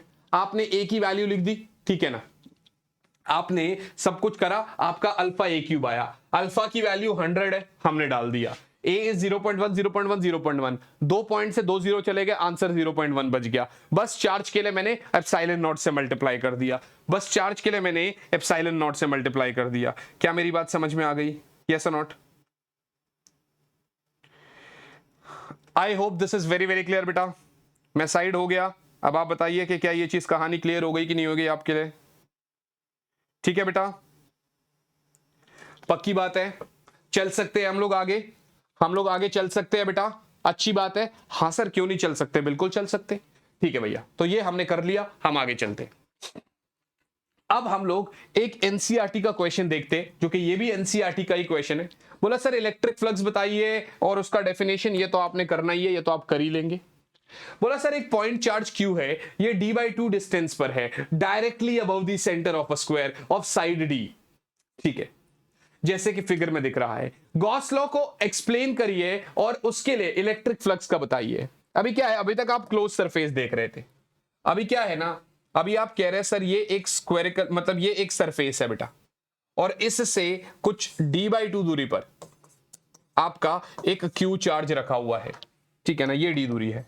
सही है, कोई दिक्कत वाली बात नहीं। अब आप, ये ओपन सरफेस है ना भैया, चार्ज तो ओपन रखा हुआ है, इसको ऐसा इमेजिन करिए बेटा, इसको ऐसा इमेजिन करिए कि जैसे ये मेरे पास एक नीचे का वो है, फर्श है, नीचे का फ्लोर है, ये वही सरफेस ऐसे नीचे रख दिया मैंने, ठीक है। बोर्ड को मैं ऐसे नहीं कर सकता ना, नहीं तो ऐसे दिखा देता। ये देखिए, ये रहा सरफेस, ये रहा d/2 दूरी पर चार्ज। तो अगर आप देखोगे ये सरफेस बॉटम और टॉप के बीच में टोटल d दूरी होती है, बीच में कहीं मैंने चार्ज रखा है, तो मैंने दिमाग से इमेजिनेशन लगाई यहां पर और मैंने यहां से क्या किया, मैंने एक क्लोज्ड सरफेस जो है ना, मतलब ऐसे करके मैंने एक क्या करा, ऐसे करके मैंने एक क्यूब बनाया, मतलब इसको क्लोज्ड करने के फॉर्म में सोचा मैंने इसको ऐसे करके। समझ में आ रही है बात? मतलब मैंने क्या सोचा, इसको थोड़ा सा ऐसे यहां पर बीचों बीच बनाएंगे, ठीक है ना। तो मैंने ये ऐसा सोचा कि यहां चार्ज रखा हुआ था जो कि d/2 दूरी पर है, ऐसे करके। तो ये थोड़ा सा आपको ऐसा लग रहा होगा ना कि भैया कैसे क्यूब बना दिया, ठीक है ना। तो ये थोड़ा सा ऐसा लग रहा होगा, तो हम एक नॉर्मल सा क्यूब बना के उसके अंदर दिखा दूंगा कि ये वाला सरफेस कौन सा है ना। ऐसा इमेजिन कर रहे हैं, ये वाला सरफेस था और मैंने अब चारों तरफ एक इसको क्लोज बना दिया, क्यूब बना दिया, है ना। और कहीं ना कहीं बीच में एक चार्ज है। आप इमेजिन करो, विजुअलाइज करो इस चीज को कि भाई नीचे एक फ्लोर है, चारों तरफ आपने उसको बंद कर दिया, क्योंकि गॉस कहता है सरफेस का क्लोज होना बहुत जरूरी है। गॉस क्या कहता है हमसे, सर सरफेस का क्लोज होना बहुत जरूरी है ना, ठीक है भैया। अब इसके अक्रॉस तो फ्लक्स नॉर्मल होगा Q/ε0, आया ना। किसके अक्रॉस? क्यूब के अक्रॉस। किसके अक्रॉस होगा बच्चा? क्यूब के अक्रॉस, सही है। लेकिन वो तो सिर्फ एक इस फेस के अक्रॉस पूछ रहा है, तो आप ये नहीं कह सकते कि क्यूब के अक्रॉस जो फ्लक्स है वो टोटल 6 फेसेस के फ्लक्स के अक्रॉस है ना। मतलब अलग अलग अगर ले लूंगा तो इस फेस का फ्लक्स कितना होगा, इसका, ऊपर का, लेफ्ट का, सामने का, पीछे का, सारे 6 के 6 फेसेस का फ्लक्स क्यूब के फ्लक्स के अक्रॉस। तो मतलब फ्लक्स अक्रॉस दिस फेस कितना हो जाएगा, फ्लक्स अक्रॉस दिस क्यूब बटे में 6, इसका मतलब ये हो जाएगा Q/6ε0, स्मॉल क्यू कर देना है उसको, है ना, Q/6ε0। तो यदि ऐसा है और अगर वैल्यूज गिवन है तो आप बस निकाल लीजिए Q/6ε0। अगर चार्ज की वैल्यू गिवन होती तो आप कर देते, चार्ज की वैल्यू गिवन है ही नहीं। बोला सर अब मैंने क्या किया, पॉइंट चार्ज को मैंने d डिस्टेंस तक मूव कर दिया सेंटर से और साइड को बढ़ा के डबल कर दिया। तो अब आप एक बात बताओ ना, साइड अगर आपकी डबल हो गई तो अब इस साइड का सेंटर क्या हो गया, d हो गया कि नहीं हो गया? पहले अगर d होता तो सरफेस पे आ जाता चार्ज, तो कहानी अलग हो जाती। बट अभी वो कह रहा है मैंने साइड डबल कर दी, चार्ज पहले d/2 दूरी पर था, अब d दूरी पर है, तो अब साइड अगर 2d हो गई तो सारी साइडें 2d हो गई, मतलब क्यूब आपका डबल हो गया। इसका मतलब अब जो क्यू रखा जाएगा वो उसके लिए सेंटर d है। तो आपने क्या करा, सरफेस बढ़ाया, चार्ज तो अभी भी उतना ही है सेंटर पे। तो इसका मतलब यहां पर इलेक्ट्रिक फ्लक्स रिमेन सेम। अभी जैसा पिछला क्वेश्चन किया था ना उस फेयर वाला, तो यहां पर electric flux remain same, yes और नॉट?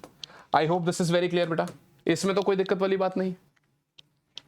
क्वेश्चंस तो बहुत सारे हैं मेरे पास, ऐसी बात नहीं है, लेकिन क्या है ना, वन शॉट है, समय बहुत ज्यादा निर्धारित होता है। अब इसको 3 घंटे का लेक्चर बना दूंगा, सारे बच्चे कह रहे यार 3 घंटे में गॉस थ्योरम कौन देखेगा।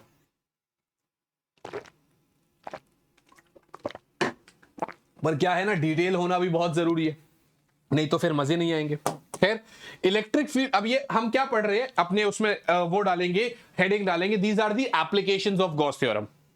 ये क्या है मेरा बच्चा, एप्लीकेशंस ऑफ गॉस थ्योरम। कितने एप्लीकेशंस है, पहले ज्यादा होती थी, अब हमें 3 पढ़नी है। एक इनफाइनाइट लेंथ वाली, एक शीट की वजह से, शीट का ही ये एक केस है, और एक ये यूनिफॉर्मली चार्ज शेल, और इसके बाद हमें एक क्वेश्चन करना है। तो कुल मिला के 3 एप्लीकेशंस पढ़नी है। मैक्स टू मैक्स भैया आधा घंटा बता रहा हूं, मैक्स, इससे ज्यादा लगना नहीं है, मैक्सिमम आधा घंटा बताएंगे हम आपको। Sir field due to a line charge of infinite length. Sir ये इनफाइनाइट लेंथ है एक, ध्यान से देखिएगा, यहां पर हमारे पास एक इनफाइनाइट लेंथ दे रखा है, ठीक है ना बच्चे, यहां पे हमारे पास एक इनफाइनाइट लेंथ दे रखा है, ठीक है ना। और अगर आप बिल्कुल गौर से देखेंगे, ये इनफाइनाइट लेंथ दे रखा है हमें,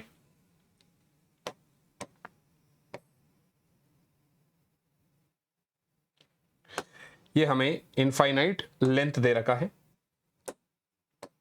ठीक है ना। इनफाइनाइट का मतलब इनफाइनाइट, ऐसे इनफाइनाइट लेंथ दे रखा है, ठीक है ना।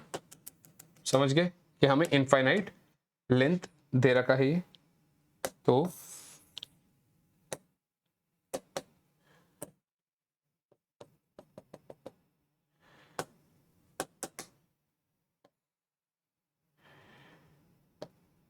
ये लीजिए, इसी की लाइन में डाल देते हैं।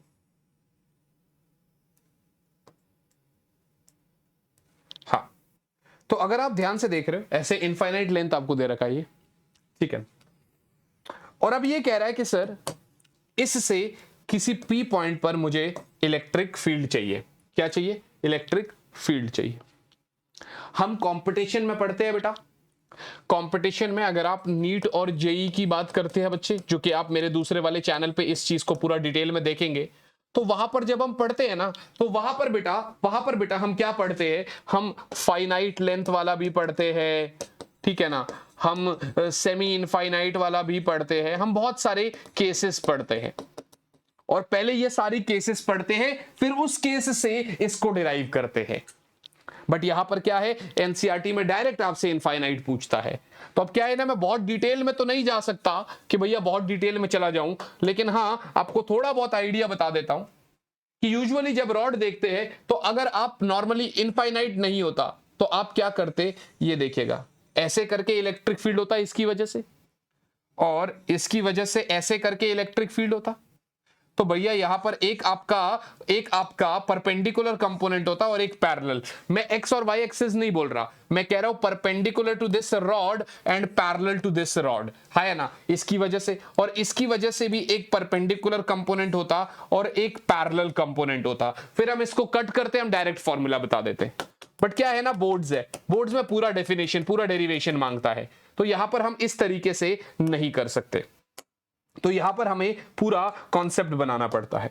बस इतना समझिएगा कि जैसे ये आपका एक रॉड है, ठीक है ना, इनफाइनाइट लेंथ है, ठीक है ना, इनफाइनाइट लेंथ है और यूनिफॉर्मली डिस्ट्रीब्यूटेड है, चार्ज इसके ऊपर यूनिफॉर्मली डिस्ट्रीब्यूटेड है बेटा, ठीक है ना, इस तरीके से चार्ज इसके ऊपर यूनिफॉर्मली डिस्ट्रीब्यूटेड है बेटा, ठीक है ना, लेंथ है ये, जैसे हमने वहां पर रिंग करा था, यूनिफॉर्म डिस्ट्रीब्यूशन वाला कॉन्सेप्ट हमने करा है। तो ये एक रॉड है बेटा। तो आप यहां पर ऐसा देखते हैं कि हर एक पॉइंट पर इलेक्ट्रिक फील्ड परपेंडिकुलर होता है इसके। देखिए यहां देखोगे तो इलेक्ट्रिक फील्ड इधर परपेंडिकुलर, इधर भी परपेंडिकुलर, इधर भी परपेंडिकुलर और इधर भी परपेंडिकुलर, इधर भी परपेंडिकुलर, इधर भी परपेंडिकुलर, इधर भी परपेंडिकुलर, इधर भी, जैसे जैसे देखोगे इधर electric field perpendicular, electric field perpendicular, इधर आपका electric field perpendicular, electric field perpendicular. मतलब हर एक पॉइंट पर इलेक्ट्रिक फील्ड आपका, अगर सामने से आप देख रहे हो तो आपको दिखाई देगा कि इलेक्ट्रिक फील्ड ऐसे परपेंडिकुलर है। सामने से तो आपको समझ में आ गया कि भैया इलेक्ट्रिक फील्ड मेरा ऐसे परपेंडिकुलर है, राइट बच्चा पार्टी। बट एक्चुअली क्या है ना, जब मैं इसको घुमाऊंगा ना पूरा, तो आपको दिखेगा कि इलेक्ट्रिक फील्ड, तो देखिए ये सामने से ऐसे है, तो ये तो समझ में आ गया इधर इधर, बट इधर भी परपेंडिकुलर है, पीछे भी परपेंडिकुलर है, ऊपर भी। तो ये हर जगह जब इलेक्ट्रिक फील्ड परपेंडिकुलर है, अब आपको ये 90 डिग्री एंगल तो नहीं दिख रहा है, बट आप समझ गए ना, मैं 3D में अगर इमेजिन करूं, देखिए ऐसे परपेंडिकुलर, ऐसे परपेंडिकुलर, ऐसे परपेंडिकुलर, ऐसे परपेंडिकुलर, ऐसे हर एक पॉइंट पर परपेंडिकुलर है, राइट बच्चा पार्टी। मतलब हर एक पॉइंट पर परपेंडिकुलर, इधर देखोगे तो इधर भी परपेंडिकुलर, इधर भी परपेंडिकुलर, इधर से देखोगे तब भी परपेंडिकुलर, इधर से देखो तब भी परपेंडिकुलर, क्योंकि हर एक पॉइंट पर परपेंडिकुलर है। तो यहां पर मैं क्या बना देता हूं, यहां पर मैं एक गॉसियन सरफेस बनाता हूं, वो भी कैसा, सिलेंड्रिकल गॉसियन सरफेस बनाता हूं। यहां पर मैं एक सिलेंड्रिकल गॉसियन सरफेस बनाता हूं। गॉसियन सरफेस की क्या खासियत होती है कि जिस पॉइंट पे आप देख रहे हो, ठीक है, वो अब बाद में देखेंगे हम, ठीक है ना। अब मुझे इसकी वजह से एक पॉइंट पर इलेक्ट्रिक फील्ड निकालना है। ये लाइन चार्ज है, ठीक है ना, और इस लाइन चार्ज की वजह से मुझे इलेक्ट्रिक फील्ड निकालना है, राइट बच्चा पार्टी। मैं अगर देखूंगा तो इस वाले को मैं r रेडियस मान रहा हूं, l लेंथ मान रहा हूं, क्या मान रहा हूं, l लेंथ मान रहा हूं, इस रॉड का लेंथ l मान रहा हूं, r रेडियस मान रहा हूं, q चार्ज मान ले रहा हूं और लैम्डा चार्ज डेंसिटी मान ले रहा हूं, क्योंकि आपको पता है, आप ऑलरेडी मेरे साथ लैम्डा पढ़ चुके हैं, lambda is charge per unit length. बात समझ में आ रही है। आपको क्या करना है भाई, इसकी वजह से आप क्या करेंगे, अगर आप गॉस थ्योरम को अप्लाई करते हैं, क्योंकि उसी का एप्लीकेशन है ये, अगर आप गॉस थ्योरम को अप्लाई करते हैं क्योंकि उसी का एप्लीकेशन है ये, तो वो क्या कहता है कि E डॉट ds मानी flux across this closed surface is Q by epsilon not. इसके अंदर कितने सरफेस है बेटा, एक ये सरफेस, एक ये सरफेस, एक ये सरफेस, 3 सरफेसेस है। इलेक्ट्रिक फील्ड की अगर आप बात करेंगे तो भैया इलेक्ट्रिक फील्ड आपका ये रहा। हर एक पॉइंट पर इलेक्ट्रिक फील्ड परपेंडिकुलर है किसके, रॉड के। हर एक पॉइंट पर इलेक्ट्रिक फील्ड रॉड के परपेंडिकुलर है बच्चे। हाँ सर, ठीक है ना। और अगर आप ध्यान से देखेंगे तो इधर 3 सरफेसेस है। देखिए यहां पर देखिएगा, इस वाले सरफेस का एरिया वेक्टर कहा जाएगा इस डायरेक्शन में, आया ना।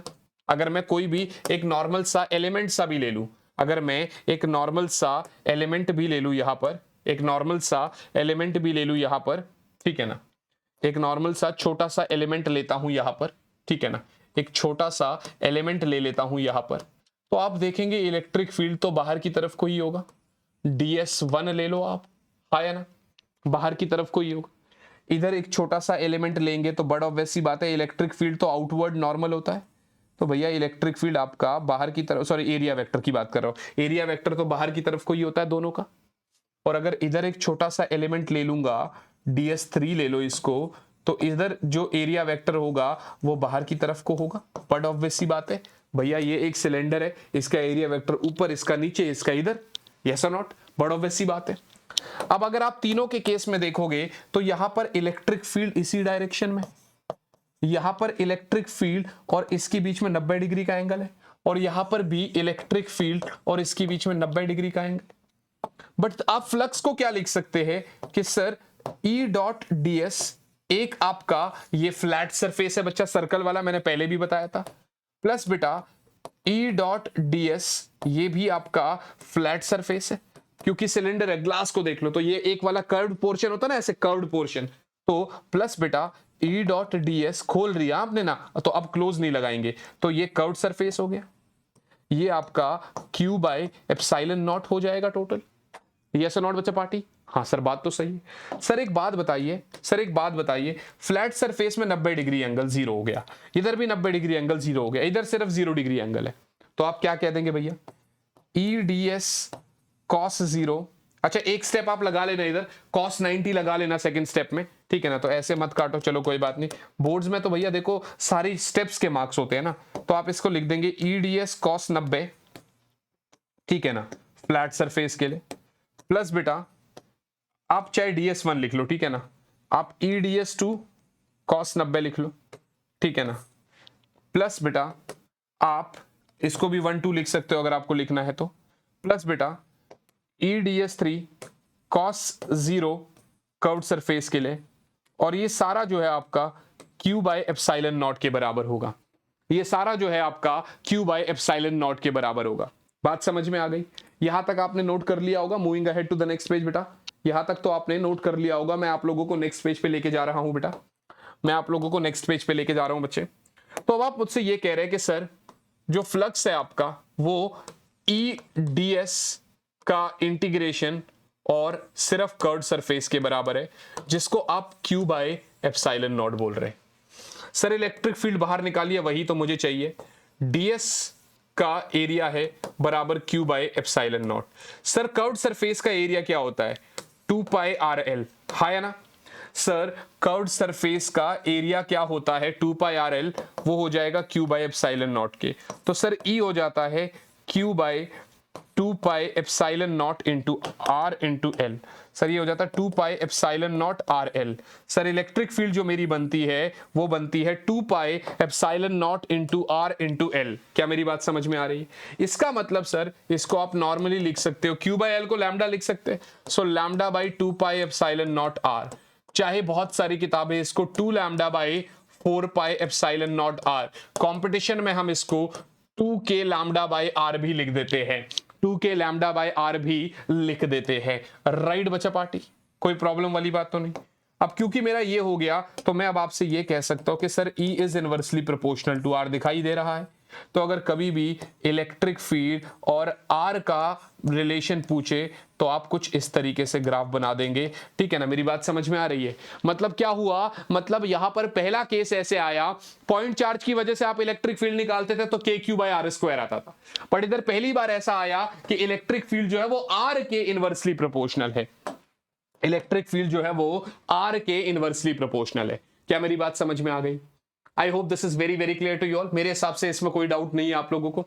तो ये था आपका electric field due to a line charge of infinite length. पहला कॉन्सेप्ट अपना क्लियर हो गया, ठीक है ना, पहला एप्लीकेशन अपना क्लियर हो गया। चलते हैं अगले एप्लीकेशन की तरफ।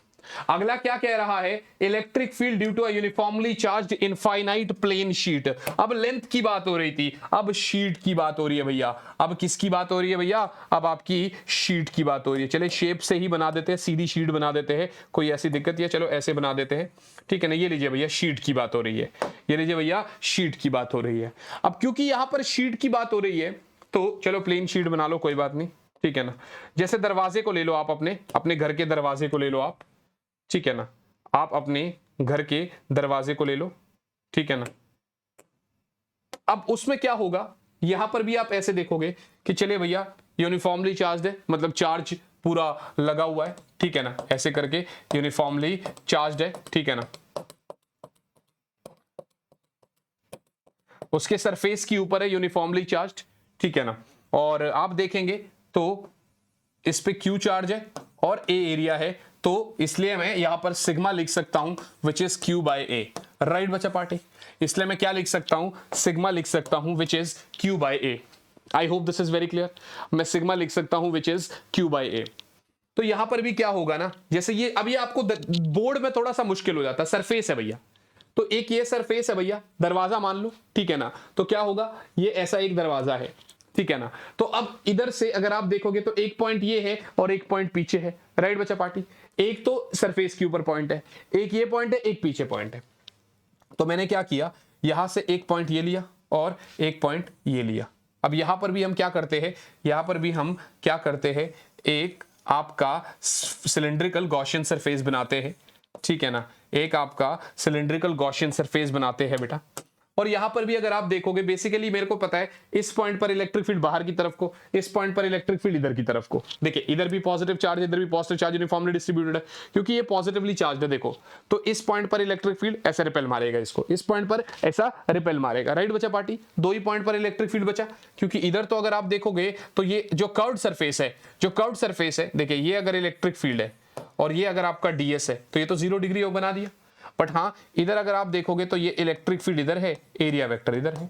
इधर अगर आप देखोगे तो इलेक्ट्रिक फील्ड भी इधर है, एरिया वेक्टर भी। आपको कंफ्यूज नहीं होना है, इधर एरिया वेक्टर और इलेक्ट्रिक फील्ड इधर नहीं है, दोनों तरफ इलेक्ट्रिक फील्ड आपका ऐसा ही है। देखो इधर भी इलेक्ट्रिक फील्ड इधर और इधर भी इलेक्ट्रिक फील्ड इधर। राइट बच्चा पार्टी, तो यहां पर अगर आप देखेंगे so according to Gauss theorem, according to Gauss theorem आप क्या लिख रहे हो कि sir E dot D S for a closed surface is Q by epsilon naught. सही है बच्चा, कोई प्रॉब्लम वाली बात तो नहीं।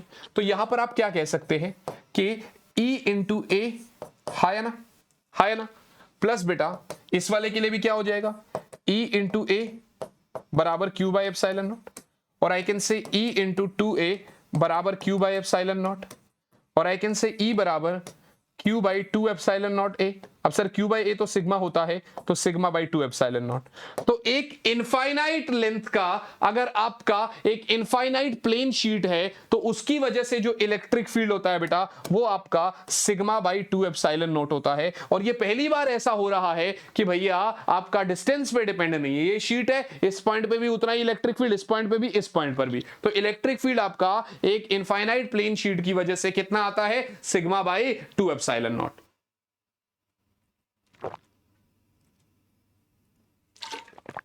सही है बच्चे, कोई प्रॉब्लम वाली बात तो नहीं है, ऐसा कोई इशू वाली बात तो नहीं है, नहीं सर। Field due to 2 charged parallel plates, क्या हुआ कि यहीं पर मैंने अब 2 प्लेट्स लिए, ऐसे यहीं पर मैंने क्या किया, 2 प्लेट्स लिए, ठीक है ना, चार्ज्ड प्लेट्स लिए और पैरेलल करे एक दूसरे के पैरेलल रख दिए 2 चार्ज प्लेट, ठीक है ना। ये आपका sigma 1 surface charge density, sigma 2 surface charge density, दोनों ही फिलहाल मैं पॉजिटिव मान रहा हूं, दोनों ही फिलहाल मैं पॉजिटिव मान रहा हूं, ठीक है ना।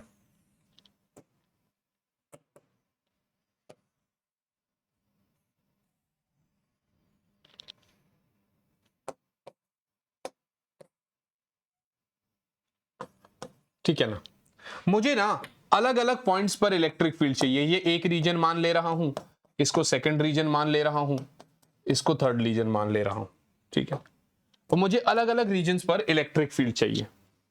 अगर एक बात बताओ मुझे, ये फर्स्ट पॉइंट है, क्योंकि ये पॉजिटिव शीट है तो भैया ये इस पॉइंट पर इलेक्ट्रिक फील्ड ऐसे बाहर की तरफ को निकालेगा, और इस वाले शीट की वजह से भी इलेक्ट्रिक फील्ड ऐसे ही बाहर की तरफ को हो जाएगा।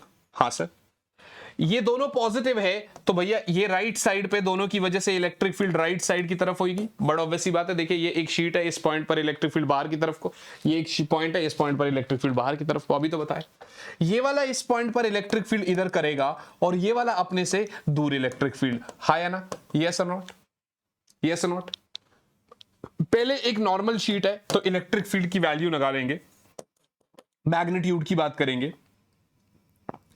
तो sigma by two epsilon naught. But इस डायरेक्शन में पहले हम रीजन 1 की बात करते हैं, पहले हम लोग रीजन 1 की बात करते हैं। रीजन 1 में बेटा E1 क्या होगा vectorially, sigma 1 by 2 epsilon naught minus R cap, है ना, लेफ्ट साइड को है, तो E2 भी क्या होगा, वो भी लेफ्ट साइड को है, sigma by 2 epsilon naught minus R cap, और दोनों को इलेक्ट्रिक फील्ड को ऐड करना रहेगा भैया, E1 by E1 plus E2, तभी तो आपका नेट इलेक्ट्रिक फील्ड निकलेगा फर्स्ट रीजन में।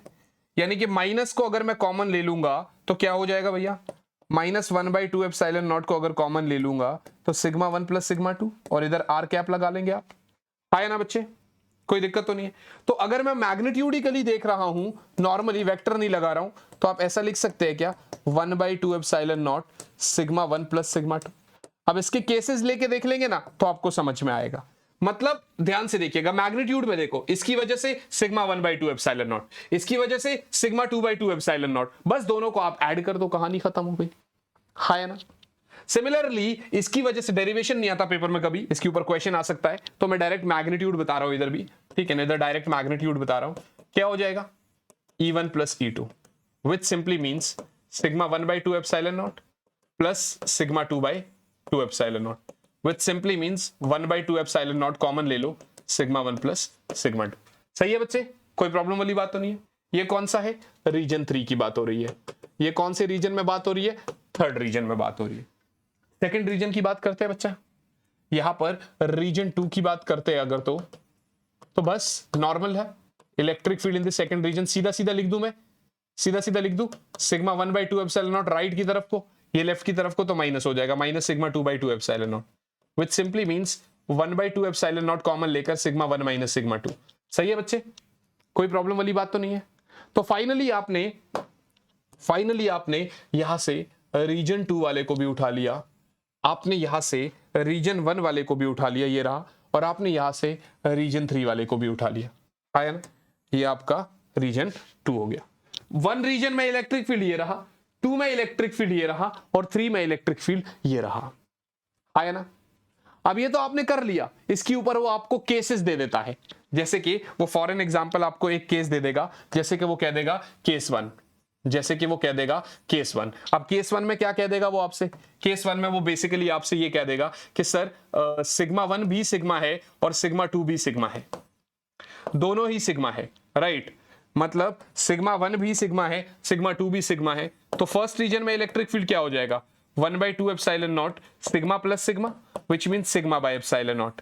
है ना, मतलब क्या हो रहा है, इसकी वजह से भी जितना, इसकी वजह से भी उतना ऐड हो जाएगा, तो सिग्मा बाय एप्सिलॉन नॉट।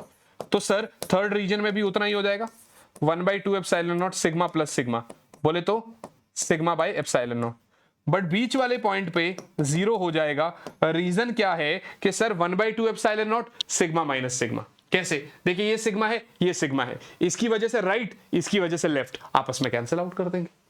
अब आपको केस 2 खुद से लिखना है बच्चे, केस 2 खुद से लिखना है, सिग्मा 1 को प्लस सिग्मा बना रहा हूं और सिग्मा 2 को माइनस सिग्मा बना रहा हूं, सिग्मा 1 को प्लस सिग्मा बना रहा हूं और सिग्मा 2 को माइनस सिग्मा बना रहा हूं। आई बात समझ, कुछ नहीं करना, पीछे जो फॉर्मूला आपने पढ़ा उसमें बस सिग्मा 1 की जगह सिग्मा और सिग्मा 2 की जगह सिग्मा, देखो सिग्मा प्लस सिग्मा तो sigma by epsilon naught, sigma plus sigma sigma by epsilon naught, sigma minus sigma 0, कहानी खत्म हो गई, कोई बहुत बड़ी बात ही नहीं है। ये आपका एप्लीकेशन खत्म। Last application, sir field due to a uniformly charge thin spherical shell, field due to a uniformly charged thin spherical shell। एक थिन पतले से स्फेरिकल शेल की वजह से इलेक्ट्रिक फील्ड पूछ रहा है। Field due to a uniformly charged thin spherical shell. कैसे करेंगे भैया, कैसे करेंगे भैया? सिंपल सी बात है भाई, कोई बहुत बड़ी बात है ही नहीं ना। Field due to a uniformly charged thin spherical shell. Shell का मतलब समझते हो, जैसे कि एक टेनिस बॉल, अंदर से खोखला, होलो बॉडी। इसकी वजह से देखिए मैं क्या कर रहा हूं, इसको आर रेडियस मान ले रहा हूं और अब 3 पॉइंट पर मुझे इलेक्ट्रिक फील्ड चाहिए। 3 पॉइंट पर, एक तो अंदर ये पॉइंट मान ले रहा हूं, एक बाहर ये पॉइंट मान ले रहा हूं। अब क्योंकि मैं जब ऐसे पॉइंट मान ले रहा हूं तो गॉसियन सरफेस क्या कहता है, पॉइंट को मेरे ऊपर रखो, एक पूरा गोला घुमा दो और सरफेस क्लोज बना दो, और सरफेस को क्लोज बना दो। सही है बच्चे? हाँ सर, बात तो आप सही कह रहे हो, कुछ गलत तो कह नहीं रहे, ठीक है ना? ऐसे करके सही है बेटा? हाँ सर। अब ये भी चाहिए तो इसको भी बना दो यार, ये लीजिए, ठीक है ना? मतलब ये आपका एक अंदर वाला सरफेस हो गया, स्मॉल आर मान ले रहा हूं जो कि कैपिटल आर से छोटा है। सही है। और जो ये वाला दूरी है, स्मॉल आर मान ले रहा हूं जो कि कैपिटल आर से बड़ा है, राइट। और जो ये वाली दूरी है ये तो आपको पता चली गई, विच इज आर। समझ में आया कि नहीं आया? समझ में आया कि नहीं आया? सेंटर से बोल रहा हूं, ठीक है ना, सेंटर से, राइट बच्चा पार्टी? हाँ सर। मुझे 3 रीजन में इलेक्ट्रिक फील्ड चाहिए। अगर आप नॉर्मली गॉस थ्योरम की बात करते हैं तो गॉस ने क्या बोला है हमसे कि sir E dot ds for a close surface is Q by epsilon not. अब आपको पता है ये एक आपका क्या है, कंडक्टिंग बॉडी है, तो कंडक्टर के तो सरफेस पे चार्ज आ जाता है पूरा का पूरा, आया ना? कंडक्टर का तो चार्ज उसके सरफेस पे होगा, यस और नॉट्स? जी सर बिल्कुल, आपकी बात बिल्कुल सही है, आप सही कह रहे हो, कुछ गलत थोड़ी कह रहे। तो भाई अंदर तो चार्ज ही 0 है, कंडक्टर के अंदर तो चार्ज होता ही नहीं है, तो इसका मतलब आप ये कह सकते हैं कि सर पहले तो इलेक्ट्रिक फील्ड इनसाइड कर लेते हैं, इनसाइड इलेक्ट्रिक फील्ड 0 होता है, राइट ऑनर? तो इसका मतलब अगर आप इनसाइड इलेक्ट्रिक फील्ड 0 होता है, पर आप कैसे लिख सकते थे? वैसे तो आप ये कह सकते थे पहला point inside the surface, inside the surface, आप पहला इनसाइड दी सरफेस बोल सकते थे। देखिए बट ऑब्वियस सी बात है, ये इस सरफेस का ds है, एरिया वेक्टर, और इलेक्ट्रिक फील्ड क्या होता है, बाहर की तरफ को निकलता है कि नहीं निकलता है? हर एक पॉइंट पे एक शेल है तो इलेक्ट्रिक फील्ड बाहर की तरफ को निकलेगा। तो ये एक गोला था, छोटा सा एलिमेंट लिया, इलेक्ट्रिक फील्ड इसके साथ 0 डिग्री एंगल बना रहा है। तो आपने कहा sir E dot ds for this closed surface is Q by epsilon not. अब E0 कैसे हो गया? देखिए E ds cos 0 for this close surface, असल में अंदर चार्ज 0 है तो इसलिए E इनसाइड भी 0 हो गया, राइट बच्चा पार्टी? जब सरफेस के अंदर चार्ज 0 है तो इसीलिए कंडक्टिंग बॉडी के अंदर आपका इलेक्ट्रिक फील्ड भी 0 हो जाता है, इसीलिए कंडक्टिंग बॉडी के अंदर आपका इलेक्ट्रिक फील्ड भी 0 हो जाता है। अब बात आती है सर एट सरफेस पे, एट सरफेस। यहां पर अगर आप देखेंगे तो E dot ds for this close surface is Q by epsilon not, right बच्चा पार्टी? मैं यहां पर छोटा सा ds एलिमेंट ले रहा हूं, इलेक्ट्रिक फील्ड उसके साथ 0 डिग्री का एंगल बना रहा है, तो मैंने कहा भैया E ds cos 0 for this close surface is Q by epsilon not. Sir ये तो 1 हो गया, E बाहर निकल गया क्योंकि गॉसियन सरफेस है तो कांस्टेंट है, बराबर इतना। अब ये एक स्फेरिकल सरफेस है सिमेट्री वाइज, ठीक है ना? तो स्फेरिकल का एरिया क्या होता है? 4 पाई कैपिटल R स्क्वायर बराबर Q बाय एप्सिलॉन नॉट। तो इसलिए E बना मेरा Q by 4 pi epsilon naught R square. सही है बच्चे? मेरा इलेक्ट्रिक फील्ड कितना बना? Q by 4 pi epsilon naught capital R square. I hope this is very very clear to you all बच्चे। मेरे हिसाब से इसमें कोई दिक्कत नहीं है, नोट डाउन कर लिया होगा आपने। तो अब मैं अगले पेज पे चलता हूं, ठीक है ना? नेक्स्ट पेज में आउटसाइड दी सरफेस मान लेते हैं। यहां पर जब आप इनसाइड बोलते हैं ना तो यहां पर आप लिख लेना इनसाइड दी सरफेस में एक पॉइंट पे लिख लेना r is less than r, ठीक है ना? यहां आप जो r डिस्टेंस मान रहे हैं वो कैपिटल R के बराबर है, ठीक है ना बच्चे? अब बात हो रही है बेटा, अब बात हो रही है आउटसाइड दी सरफेस, तीसरा केस आउटसाइड दी सरफेस। अब आउटसाइड द सरफेस की बात करेंगे तो वहां पर आप क्या कर सकते हैं बेटा? अभी अगर आप आउटसाइड दी सरफेस करेंगे तो वहां पर हम क्या कर सकते हैं बेटा, कुछ बड़ी बात नहीं आपके लिए, फिर से वही बात है कि sir E dot D S जो है वो आपका Q बाय एप्सिलॉन नॉट के बराबर है। फिर इलेक्ट्रिक फील्ड और ये आपस में 0 डिग्री एंगल बना रहे हैं, so sir E dot E D S cos 0 is Q by epsilon not. I hope this is clear, which means E बाहर आ जाएगा ds बराबर Q बाय एप्सिलॉन नॉट। यहां पर एक चीज जरूर लिख देना, that is R is greater than R, तो E और इसका एरिया क्या हो जाएगा, स्फेयर है तो 4 पाई R स्क्वायर बराबर Q बाय एप्सिलॉन नॉट, यानी कि इलेक्ट्रिक फील्ड आपको मिला Q by 4 pi epsilon naught R square. बात समझ में आ गई? अगर आपको मैं एक नॉर्मल सा ग्राफ बना के दे दूं ना E वर्सेस R का, तो आप क्या कह देंगे, जब तक R is less than R है बेटा तब तक तो आपका इलेक्ट्रिक फील्ड 0 है, अंदर इलेक्ट्रिक फील्ड है ही नहीं, है ना। जब आपका R बराबर R बन गया, उस केस में अगर आप देखेंगे तो ये आपका इलेक्ट्रिक फील्ड मैक्सिमम हो जाता है ना। और जैसे ही आप सरफेस से बाहर निकलते हैं तो भैया इलेक्ट्रिक फील्ड आपका क्या होता है, inversely proportional to R square है। राइट बच्चा पार्टी, मतलब अंदर इलेक्ट्रिक फील्ड 0 है, सरफेस पे मैक्सिमम है, और बाहर जैसे ही जाएंगे तो इलेक्ट्रिक फील्ड कम होता जाएगा। मतलब आप सेंटर से सरफेस तक जाओगे तो इलेक्ट्रिक फील्ड बढ़ता रहेगा, ठीक है ना, आपका मैक्सिमम हो जाएगा। देखिए सेंटर मतलब अंदर तो 0 है, सेंटर से सरफेस तक मतलब बढ़ता रहेगा, मींस अंदर तो बिल्कुल 0 है, सरफेस तक 0 ही रहेगा। सरफेस पे इलेक्ट्रिक फील्ड जो है वो मैक्सिमम है, सरफेस के बिल्कुल बगल में, और उससे बाहर आप जैसे जाओगे तो electric field is inversely proportional to R square. I hope this is very very clear to you. And with this bacha party, and with this we are done with the chapter आपका electric charges and field का Gauss theorem का ये one shot. मुझे लगता है आपको अच्छा लगा होगा। आपको कैसा लगा है मुझे प्लीज आप जरूर कमेंट बॉक्स में बताइएगा।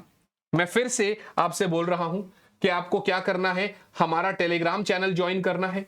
मैं पिछली बार चैप्टर 1 के नोट्स भेजना भूल गया था, ठीक है ना, बट अभी मैं क्या करूंगा, नोट्स आपको आज ही अभी डाउनलोड करके भेज दे रहा हूं, ठीक है ना। आपके सामने ही हम इस फाइल को सेव कर लेंगे। तो ये आपका फिजिक्स ऑन योर टिप्स वाला जो मतलब ये टेलीग्राम चैनल है, जरूर ज्वाइन करिएगा। और नीट और जेई का पढ़ना है तो वैन अकेडमी से। और 30 डेज का वो जो चैलेंज अगर आपको चाहिए तो मुझे जरूर कमेंट में बताइएगा, यस सर चैलेंज हमें चाहिए, yes sir we need that 30 days challenge, ठीक है ना।